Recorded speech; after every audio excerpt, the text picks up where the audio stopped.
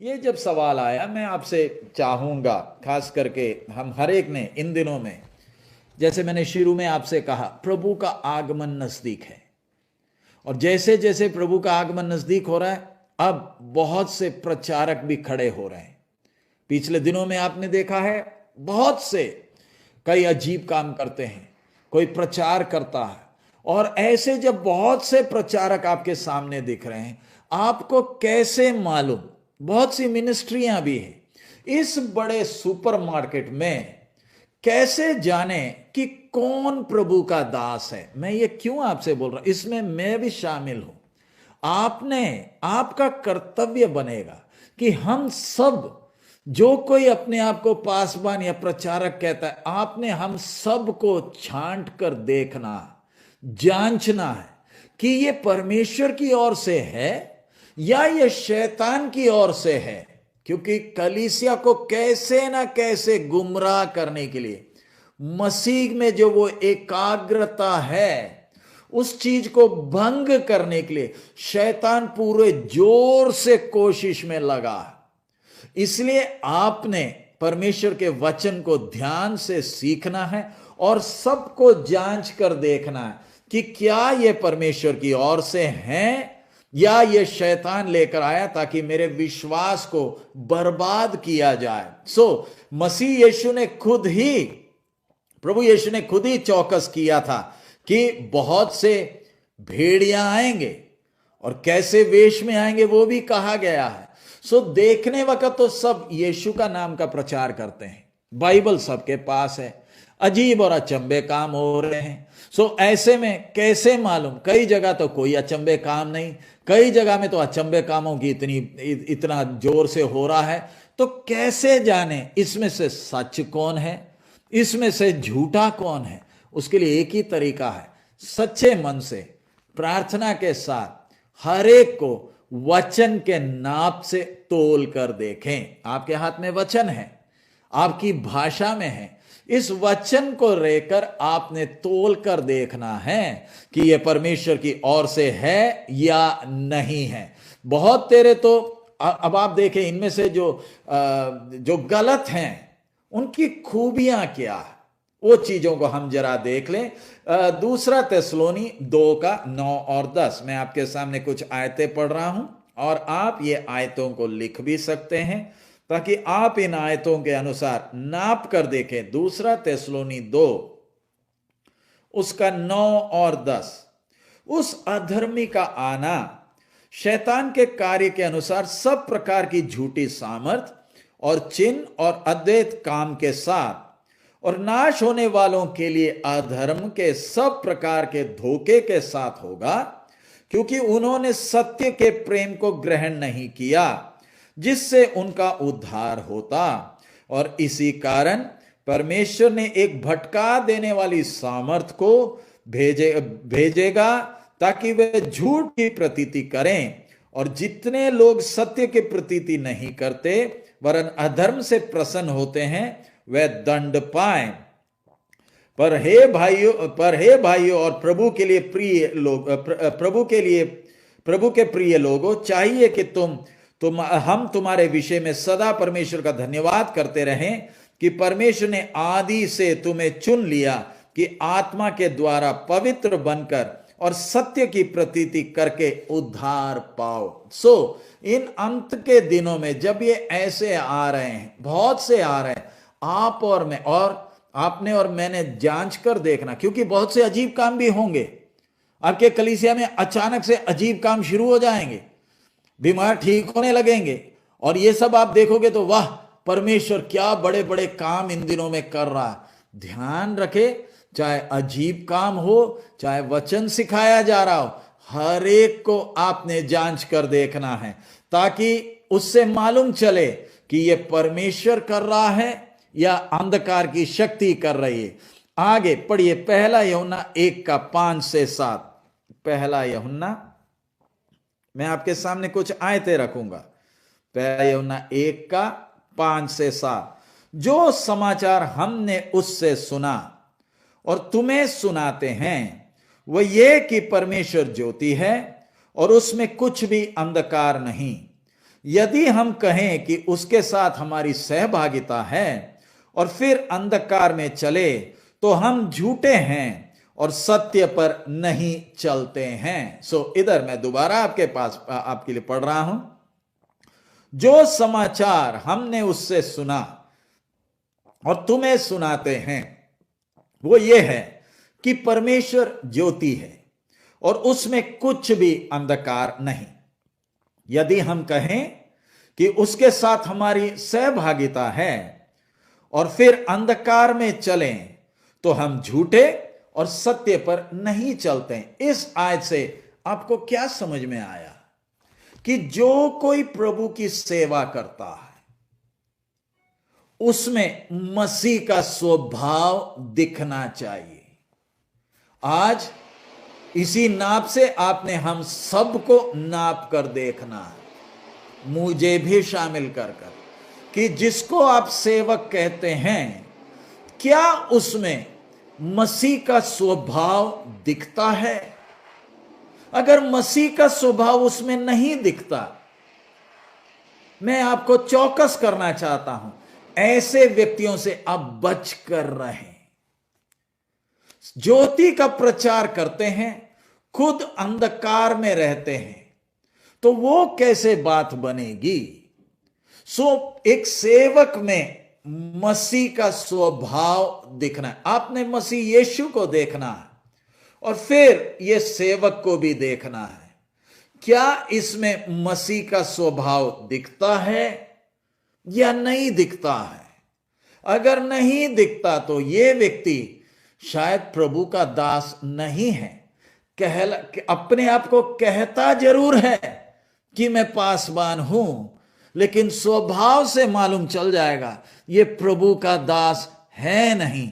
ये फाड़ खाने के लिए भेड़ के वेश में आया हुआ है। तो सबसे पहली बात जो आपने जांच कर देखना है, क्या मसीह का स्वभाव इस सेवक में दिखता है या नहीं दिखता। इसके साथ अगला पढ़िए, पहला यूहन्ना 4:1-3। पहला यूहन्ना 4:1-3। हे प्रियो, हर एक आत्मा की प्रतीति ना करो, वरन आत्माओं को परखो कि वे परमेश्वर की ओर से है कि नहीं, क्योंकि बहुत से झूठे भविष्यद्वक्ता जगत में निकल खड़े हुए हैं।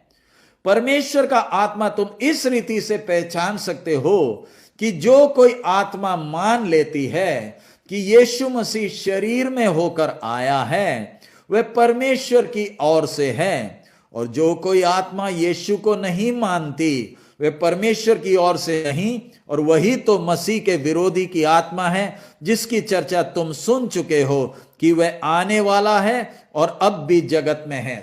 इधर आपके मन में एक शक आएगा, प्रचारक तो सब यीशु के बारे में प्रचार करते हैं कि वो जगत में आया, मरे को क्रूस पर जान दिया, मरे हुए में से जी उठा और स्वर्ग में उठा लिया गया, तो ऐसे तो सब प्रचार करते हैं। तो उधर ध्यान दे, इधर लिखा हुआ विषय, जो कोई आत्मा जो कोई आत्मा मान लेती है कि यीशु मसीह शरीर में होकर आया, इधर लिखा है शरीर में होकर आया, मनुष्य बनकर आया कर नहीं, शरीर में होकर आने का मतलब, अगर एक आत्मा मानती है कि यीशु शरीर में आया, तो उसका मतलब जो नमूना यीशु ने दिया, मुझे और आपको उसी नमूने में चलना है, हमने मसीह को देखकर चलना है। अगर ऐसा कोई वचन नहीं सिखाता, मसीह के द्वारा आशीष का प्रचार करता है या और भी तरीके से घुमाता है, तो वो आत्मा परमेश्वर की ओर से नहीं है। सच्चा प्रभु का दास, जिसको प्रभु ने बुलाया, दास और दासी, उनकी खूबी क्या है, मसीह की तरह चलने के प्रयास में मन से वो चल रहे हैं। अगला आप देखिए, पहला तिमोथी 3:2, पहला तिमोथी 3 अध्याय उसका 2 वचन। चाहिए कि अध्यक्ष निर्दोष और एक ही पत्नी का पति संयमी, सुशील, सभ्य, पहुनाई करने वाला और सिखाने में निपुण हो। दोबारा मैं पढ़ रहा हूं। सो चाहिए कि अध्यक्ष निर्दोष और एक ही पत्नी का पति संयमी, सुशील, सभ्य, पहनाई करने वाला और सिखाने में निपुण हो। इधर आप ध्यान रखें, अगली बात जो आपने ध्यान देना है, प्रचारक बहुत हैं, बड़े जोर से प्रचार होता है, लेकिन वचन की गहराइयों को सिखाने वाले, क्या वो वचन की गहराइयों को, भेदों को निपुणता से खोलकर देते हैं? यह सिर्फ प्रचार ही है, यह सिर्फ शोर ही है? क्योंकि कईयों को सिर्फ शोर है, शोर करने वाला वो प्रभु का दास नहीं है। परमेश्वर का दास जो है वो वचन को खोलकर, निपुणता से वचन की गहराइयों को खोलकर समझाता है, सिखाता है। सो दूसरी खूबी आपने जो देखना है कि क्या ये वचन को खोलकर समझाते हैं, यह सिर्फ चिल्ला चोटी है? क्योंकि आजकल बहुत से कलाकार हैं जो बातचीत में बड़े निपुण हैं, बातें बड़ी अच्छी तरह मीठी बातें करते हैं, लोगों को लुभा लेते हैं, अच्छी बातें बोलकर। उनकी बातें सुनोगे तो आपको तो आप तो खिंच जाओगे उनकी ओर। लेकिन बात आती है कि क्या ये वचन को खोलकर समझाता है या अपने शब्दों की कलाकारी के द्वारा आपको अपनी ओर आकर्षित कर रहा है?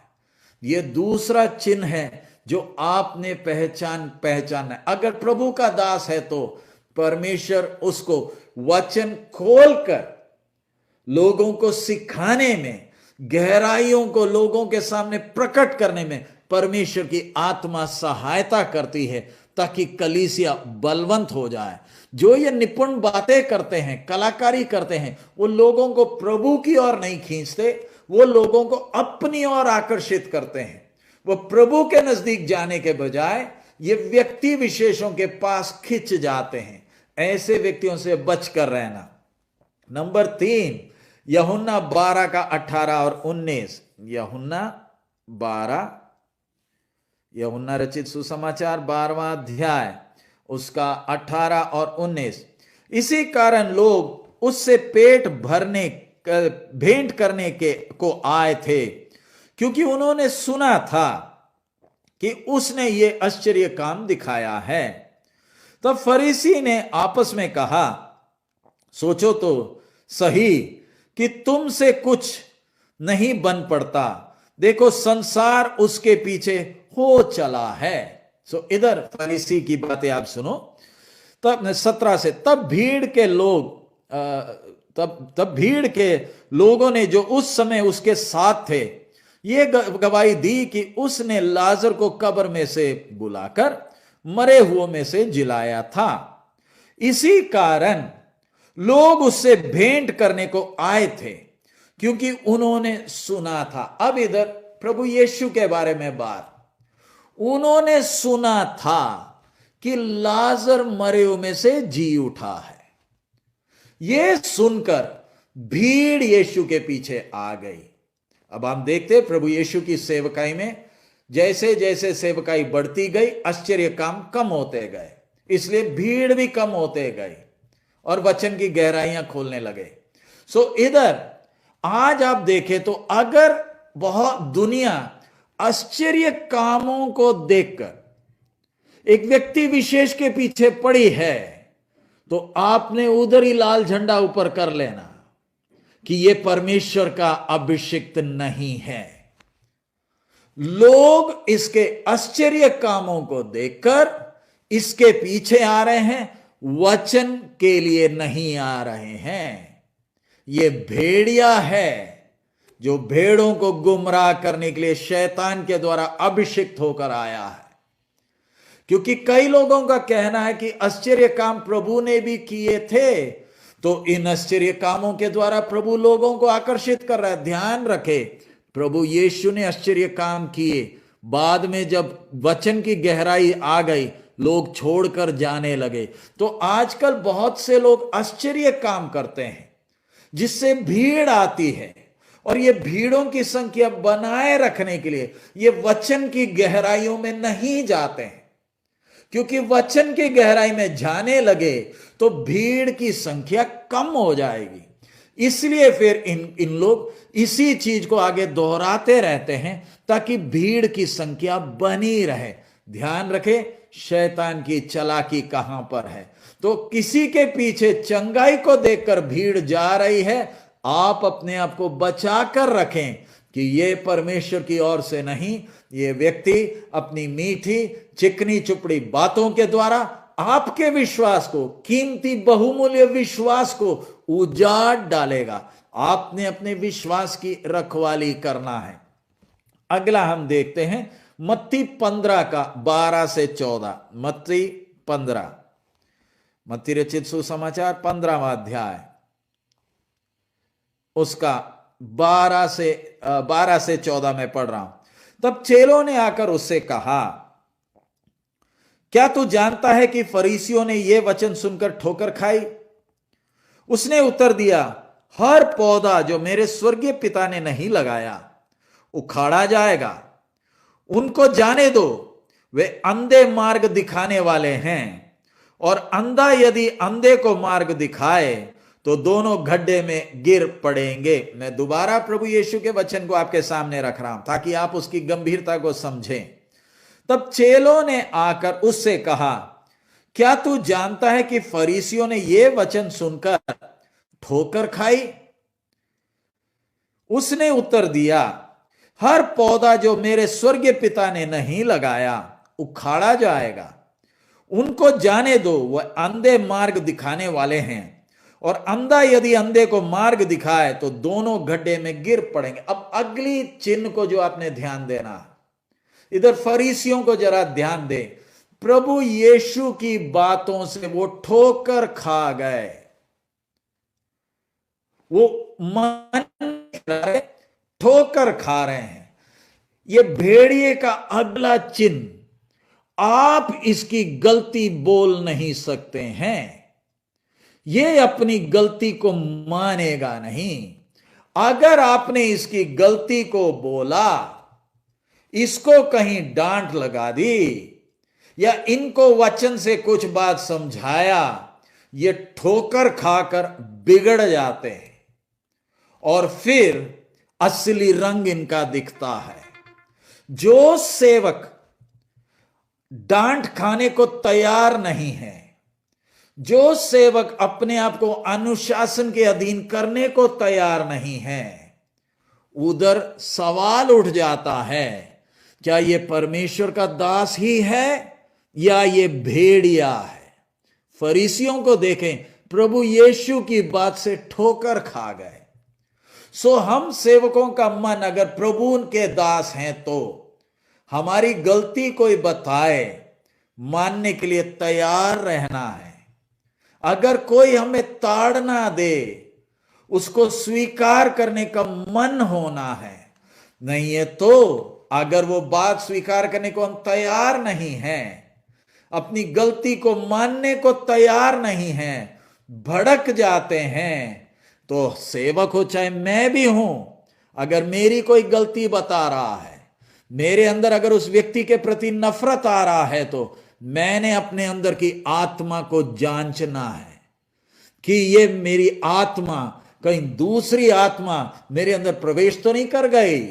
मैं सेवकों से विनती कर रहा हूं, अगर कोई हमारी गलती बताए और हमें उस व्यक्ति के प्रति गुस्सा या नफरत आना शुरू हो गया, तो जो आत्मा मेरे में काम कर रही है उसके ऊपर संदेह आ जाता है। बेशक मैं प्रचार करता हूं, बेशक मैं बीमारों को चंगा करता हूं, बेशक मेरे पास 10,000 विश्वासी हैं, विश्वासियों की गिनती कोई महत्व नहीं रखती। हर सेवक ने अपना टेस्ट खुद करते रहना है, और उसके लिए परमेश्वर कई बार कलीसिया में लोगों को लाता है। तब सेवक ने भी ध्यान रखना, विश्वासियों ने भी ध्यान रखना है कि हमने दूसरी आत्मा को कलीसिया में घुसने नहीं देना है। और दूसरी आत्मा एक के अंदर घुसती कब है? मालूम नहीं चलता। इसलिए हर विश्वासी ने भी, हर सेवक ने भी इन दिनों में अपने आप को जांचते हुए रहना। कोरोना मास्क वायरस के लिए तो मास्क से काम चल जाएगा, दूसरी आत्मा को घुसने के लिए कोई मास्क से काम नहीं चलेगा। हमारे अंदर के मन को परमेश्वर देखता है। सो अनजाने में शायद हम ऐसे ही बैठे सोच रहे हैं, दूसरा अंदर घुस गया, मालूम भी नहीं चलेगा। इसलिए अगला लक्षण क्या है? जो परमेश्वर का अभिषेक नहीं है, जिसके ऊपर अभिषेक था, अभिषेक चला गया, वो अब अपनी गलती को मानने को तैयार नहीं। कोई अगर गलती बोले एकदम भड़क जाएगा, ठोकर खा जाएगा। अगला दूसरा कुरिन्ती 2:17, दूसरा कुरिन्ती दूसरा अध्याय उसका 17वां वचन। क्योंकि हम उन बहुतों के समान नहीं जो परमेश्वर के वचन में मिलावट करते हैं, परंतु मन की सच्चाई से और परमेश्वर की ओर से परमेश्वर की उपस्थिति जानकर मसीह में बोलते हैं। दोबारा मैं आपके सामने पढ़ रहा हूं। क्योंकि हम उन बहुतों के समान नहीं जो परमेश्वर के वचन में मिलावट करते हैं, परंतु मन की सच्चाई से और परमेश्वर की ओर से परमेश्वर की उपस्थिति जानकर मसीह में बोलते हैं। सो हर विश्वासी ने ध्यान रखना है, चाहे मैं हूं चाहे कोई भी सेवक, वचन को सिखाते वक्त आप अगर वचन में उसको जांच कर नहीं देखेंगे, आपको मालूम नहीं चलेगा पटरी कब बदल गई और आपकी गाड़ी को भी पटरी से कब उतारा है। कहीं वचन में मिलावट तो नहीं किया जा रहा? क्या इसमें मनुष्य का सोच तो नहीं डाला जा रहा? क्या वचन को ऐसे का ऐसे ही सिखाया जा रहा है? सो इस चीज को विश्वासी ने ध्यान रखना। तीतुस 1:7, तीतुस की पत्री 1 अध्याय उसका 7वां वचन मैं आपके सामने पढ़ रहा हूं। क्योंकि अध्यक्ष को परमेश्वर का भंडारी होने के कारण निर्दोष होना चाहिए, ना हठी, ना क्रोधी, ना पियक्कड़, ना मारपीट करने वाला और ना नीच कमाई का लोभी। दोबारा पढ़ रहा हूं। क्योंकि अध्यक्ष को परमेश्वर का भंडारी होने के कारण निर्दोष होना चाहिए, ना हठी, ना क्रोधी, ना पियक्कड़, ना मारपीट करने वाला और ना नीच कमाई का लोभी। इधर विषय ये आप सब समझ गए होंगे। नीच कमाई का लोभी का मतलब पैसे का लालची। जो पैसे का लालची है वो किसी भी सूरत में वो परमेश्वर का दास नहीं हो सकता है। वो नीच कमाई का लोभी, वो प्रभु का दास नहीं। ये गुमराह करने के लिए बीच में घुसा हुआ भेड़िया है। उसके साथ साथ 1 तिमोथी 3:3, 1 तिमोथी 3 अध्याय उसका 3 वचन। पियक्कड़ या मारपीट करने वाला ना हो, वरन कोमल हो और ना झगड़ालू और ना लोभी हो। सो आपने ध्यान रखना, जो पैसे की मांग करता है, जो जिसके मन में हमेशा पैसे की ही सोच है, वो परमेश्वर का दास नहीं है। अगला मैं अति जल्दी आगे से जा रहा हूं। 1 तिमोथी 3:4, 1 तिमोथी 3 अध्याय उसका 4था वचन मैं आपके सामने पढ़ रहा हूं। अपने घर का अच्छा प्रबंध करता हो और लड़के वालों को सारी गंभीरता से अधीन रखता हो। इधर अगली बात आपने ध्यान रखना, अपने घर का अच्छा प्रबंध करता हो और लड़के वालों को सारी गंभीरता से अधीन रखता हो। अब इधर एक विषय है, आपने उसको अच्छी तरह समझना। बहुत सारे प्रभु के दास लोग हैं जो आत्माओं के पीछे मेहनत करते हैं, पूरे दिल और जान से मेहनत करते हैं, और उसके कारण अपने परिवार का, अपने खुद के तबीयत का भी देखभाल नहीं कर पाए। उसके कारण शैतान उनके परिवार पर हमला किया और उनके बच्चों को बर्बाद करता है। सो इस बात को जब समझते, आपने ध्यान रखना, प्रभु का दास सच्चे मन से आत्माओं के पीछे मेहनत करने के कारण वो घर का देखभाल नहीं कर पाया। आमतौर पर प्रभु के दास के लिए ये उनका जिम्मेवारी बनता है, बाहर जैसे मेहनत करते वैसे घर में भी मेहनत करें। लेकिन कई घरों में आप देखते कई प्रभु के दास वो प्रभु की पहचान में बाद में आए, बच्चे उनके बड़े हो गए, अब वो प्रभु की सेवा में हैं, बच्चे तो विश्वास में थे ही नहीं। तो ये बात को रखकर आपने ये नहीं देखना कि वो प्रभु के दास के बच्चे तो सीधे हैं नहीं, तो ये प्रभु का दास हो ही नहीं सकता। ऐसे आप मत करिए, मैं दोबारा आपसे कह रहा हूं, गंभीरता से इस विषय को आपने समझना। नहीं तो मैंने आपसे सही बात कही, आप उसको तोड़ोगे मरोड़ोगे, परमेश्वर के दास के खिलाफ कुछ बोलोगे तो परमेश्वर आपसे हिसाब पूछेगा। तो इस बात को आपने ध्यान रखना। कई प्रभु के दास हैं जो विश्वास में बाद में आए, नौकरी करते थे या संसारिक बातों में थे, और फिर प्रभु ने उनको सेवा के लिए बुलाया, तब तक उनके बच्चे बड़े हो गए और अब बच्चों को विश्वास से कोई लेना देना नहीं, लेकिन प्रभु का दास सेवा करता, ये बात बिल्कुल अलग है। लेकिन ऐसा एक प्रभु का दास जिसके बच्चे उसकी बात नहीं मानते, और ये प्रभु का दास है, तो इसका खूबी क्या रहेगा? इसके बच्चे जो करते हैं उनका ये साथ नहीं देगा, उसके लिए ये सफाई नहीं देगा, ये अंदर रोता है और इसका रोना सिर्फ स्वर्ग ही जानता है। कैसे कमर टूटी है और फिर भी सेवा कर रहा है। ये अपने बच्चे जो गलत काम करते हैं उसमें साथ नहीं देता है, उनका पक्ष नहीं लेता है। लेकिन भेड़िया होगा तो, ध्यान रखना, लेकिन भेड़िया होगा तो उसके बच्चे जो गलत करते हैं उनके साथ रहेगा, उनको बचाने की कोशिश करेगा। जब कोई उनके बातों को लेकर आएगा तो खबरदार, मेरे बच्चों के विषय में कुछ नहीं बोलना, वो चाहे जो मर्जी करे, आपको बोलने का हक नहीं है। समझ लेना, लाल झंडा ऊपर कर लेना, ये प्रभु का अभिषिक्त था, अभिषेक हट गया, उसकी निशानी है अपने घर की बातों को छुपाता है, क्योंकि इसको परमेश्वर से ज्यादा अपने इज्जत का सवाल है। आत्मा बदल गई है या तो आत्मा थी ही नहीं। तो ये दो व्यक्तियों को फर्क आपने अच्छी तरह ध्यान रखना। जो परमेश्वर का अभिषिक्त है, प्रभु का दास, उसके घर में शायद सब उस वचन के अनुसार चलते नहीं, लेकिन अगर वो अपने बच्चों का साथ देता है तो वो अभिषिक्त नहीं है। लेकिन अगर उसके बच्चे जो गलत कर रहे हैं उस बात को समझता है, उसकी गंभीरता को समझता है और अपनी समस्या दूसरों से बांटता है ताकि आप भी मेरे घर के लिए प्रार्थना करें, तो परमेश्वर का अभिषिक्त है। उसके मन को आप जानते हैं कि कैसे दुख के साथ, एक टूटे कमर के साथ वो कैसे आपके पीछे मेहनत करता है। ऐसे व्यक्तियों को आपका हौसला का जरूरत है, ऐसे अभिषिक्तों को आपकी प्रार्थनाओं का, आपकी सहारा की जरूरत है, क्योंकि वो भी टूटा है। शैतान उनको निराश करने के लिए तीर के पीछे तीर मारता है। तो आपने इन दोनों के बीच के फर्क को अच्छी तरह समझना है।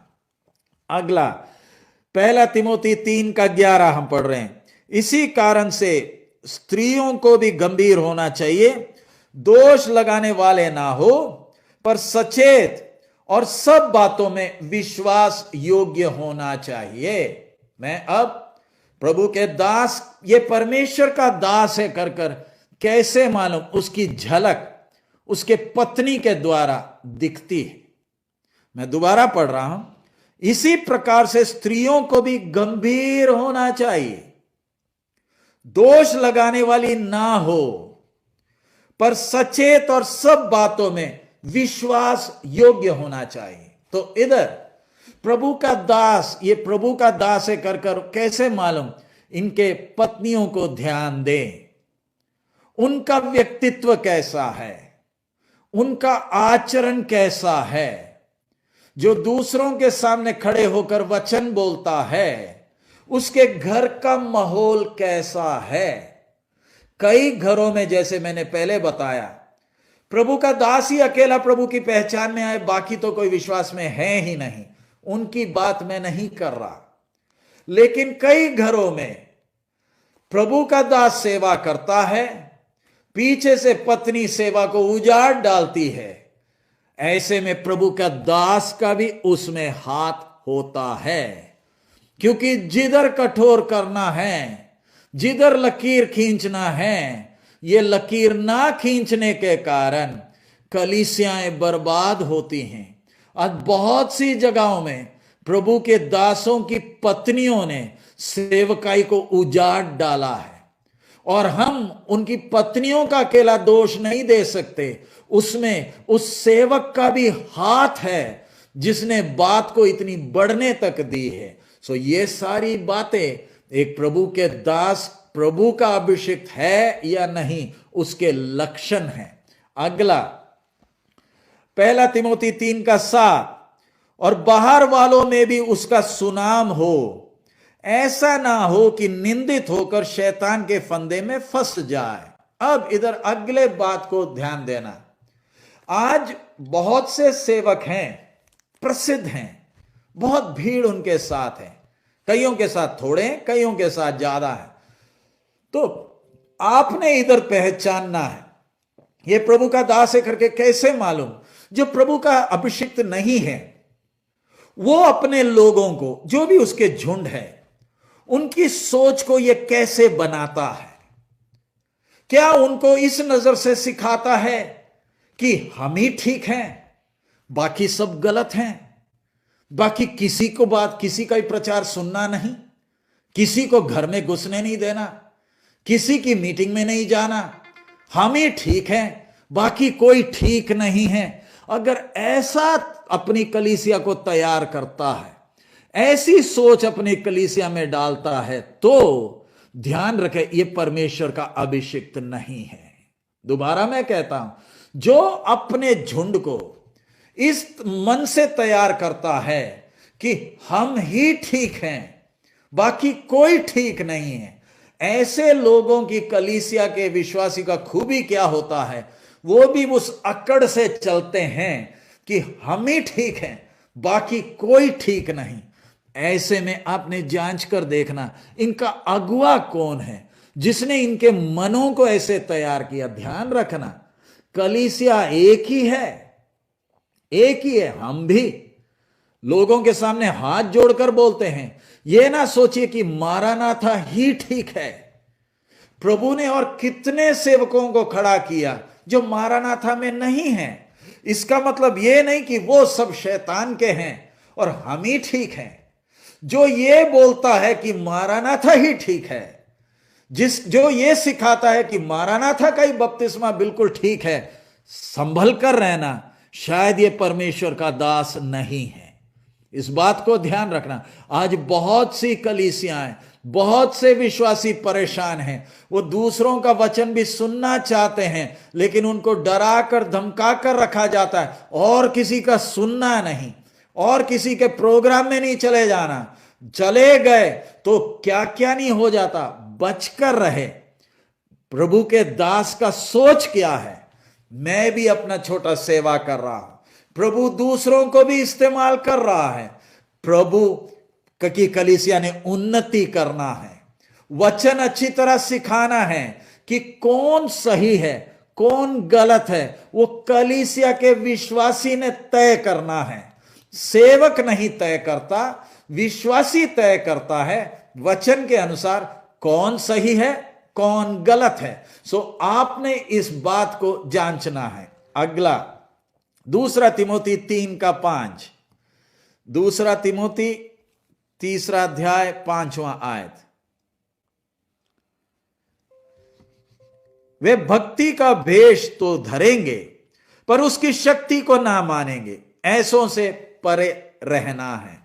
वे भक्ति का भेष तो धरेंगे पर उसकी शक्ति को ना मानेंगे, ऐसों से परे रहना है। सो इधर ध्यान रखें, इधर जो लिखा हुआ बात, ये वचन को तोड़ मरोड़ करते हैं, वचन बोलते हैं, सही वचन भी बोलते हैं, लेकिन इस वचन को अपने स्वार्थ के अनुसार पूरा वचन नहीं सिखाएंगे। जो वचन इनको अच्छा लगता है उसी को ये दोहराते रहते हैं, सिखाते रहते हैं। ये वचन को बाहर से भक्ति का वेश है, प्रभु के दास हैं, जय मसीह की, सब कुछ अच्छा है, लेकिन वचन की सेवा की जब बात आती है वही पुरानी बातों को घिसते पीटते रहते हैं, वचन की गहराइयों को खोलते नहीं हैं, बाहर से भक्ति दिखाते हैं। बचकर रहना। 1 तिमोथी 4:16, मैं जल्दी से समाप्त कर रहा हूं, हमें प्रार्थना करने का समय आ रहा। 1 तिमोथी 4:16, इन बातों पर स्थिर रहे, क्योंकि यदि ऐसा करता रहेगा तो तू अपने और अपने सुनने वालों के लिए भी उद्धार का कारण बनेगा। इन बातों पर स्थिर रहे, क्योंकि यदि ऐसा करता रहेगा तो तू अपने और अपने सुनने वालों के लिए भी उद्धार का कारण होगा। इधर ध्यान रखें, जैसे मैंने अभी आपके सामने रखा है कि वचन को सही तरीके से सिखाते हैं, पूरा वचन सिखाते हैं, कुछ भाग ही सिखाते नहीं रहते हैं। बाहर भक्ति का वेश अकेला नहीं, सचमुच में परमेश्वर को प्यार करते हैं और वो नम्रता है। 1 तिमोथी 1:5, 1 तिमोथी 1:5, 1 तिमोथी 1:5, आज्ञा का सारांश यह है कि शुद्ध मन और अच्छे विवेक और कपट रहित विश्वास से प्रेम उत्पन्न हो। दोबारा मैं पढ़ रहा हूं, 1 तिमोथी 1:5, आज्ञा का सारांश यह है कि शुद्ध मन और अच्छे विवेक और कपट रहित विश्वास से प्रेम उत्पन्न हो। अगला एक और आयत पढ़कर फिर मैं आपसे कहूंगा, प्रेरितों का काम 14:23, प्रेरितों का काम 14:23, और उन्होंने हर एक कलीसिया में उनके लिए प्राचीन ठहराए और उपवास सहित प्रार्थना करके उन्हें प्रभु के साथ सौंपा जिस पर उन्होंने विश्वास किया था। तो जल्दी से मैं आपको बताता हूं, एक सही प्रभु का दास का खूबी क्या है, औरों को भी सेवकाई के लिए खड़ा करता है, प्रोत्साहित करता है और उनको उस तरीके से तैयार करता है कि वो आगे बढ़े और खुद घट जाएं, दूसरों के सामने नम्र रहता है, आज्ञा देता है, लेकिन वो आज्ञा किस तरीके से, लोगों को अपने अधीन करने के तरीके से आज्ञा नहीं देता। वो दूसरों को प्रोत्साहित करता है, सेवा में और खड़ा करता है, और जैसे दूसरे खड़े होते हैं उनको मंच पर लाकर खुद पीछे हटता है, आज्ञाएं देता है, ताकि अपना दादागिरी चलाने के लिए नहीं, ध्यान समझना, दादागिरी चलाने के लिए नहीं, कलीसिया की उन्नति के लिए औरों को भी तैयार कर खड़ा करता है। और आखिरी मैं पढ़ता हूं मत्ती 5:19, मत्ती रचित सुसमाचार 5वां अध्याय उसका 19वां वचन, इसलिए जो कोई इन छोटी सी छोटी आज्ञाओं में से किसी एक को तोड़े और वैसा ही लोगों को सिखाए, वह स्वर्ग के राज्य में सबसे छोटा कहलाएगा, परंतु जो कोई उनका पालन करेगा और उन्हें सिखाएगा वही स्वर्ग के राज्य का महान कहलाएगा। उसके 20 भी, क्योंकि मैं तुमसे कहता हूं कि यदि तुम्हारी धार्मिकता शास्त्रियों और फरीसियों की धार्मिकता से बढ़कर ना हो तो तुम स्वर्ग के राज्य में कभी प्रवेश करने ना पाओगे। आखिरी बात, अगर उनका जीवन उनके प्रचार से मेल नहीं खाता है तो आपने बच कर रहना है। सेवकों को प्रभु ने इसलिए खड़ा नहीं किया कि प्रचार करे, प्रभु ने इसलिए खड़ा किया था कि प्रचार के साथ साथ उनका जीवन भी उस वचन के अनुसार हो। मैंने आज इस सवाल के जवाब में इतनी बातें आपके सामने रखा है, और मैं चाहूंगा आप प्रार्थना करें। आप एकदम निकलकर हर एक को नहीं ये ठीक नहीं वो ठीक नहीं, प्रार्थना के साथ आपने मुझे भी जांचना, बाकियों को भी जांचना, ताकि आपने अपने विश्वास की रखवाली करना है। कोरोना वायरस से भी खतरा इन दिनों में कलीसिया को क्या है, झूठे बहुत तेरे इसके अंदर घुसे हैं, अपने आप को प्रभु के दास या दासी कहते हैं, उनके पीछे एक दूसरी आत्मा घुसी है ताकि मसीह की कलीसिया अपनी तैयारी पूरा ना कर सके, उन्हें झूठा आश्वासन देकर गुमराह किया जाए। सो हम चाहेंगे आप प्रार्थना करें, और इस विषय में यदि आप किसी को कोई सवाल भी हो, आप अपने सवालों को भेज सकते हैं ताकि इन दिनों में कलीसिया जाग जाए, चौकस हो जाए, ताकि हम अपने विश्वास की रखवाली करें। हमारा प्रभु अति शीघ्र आ रहा है।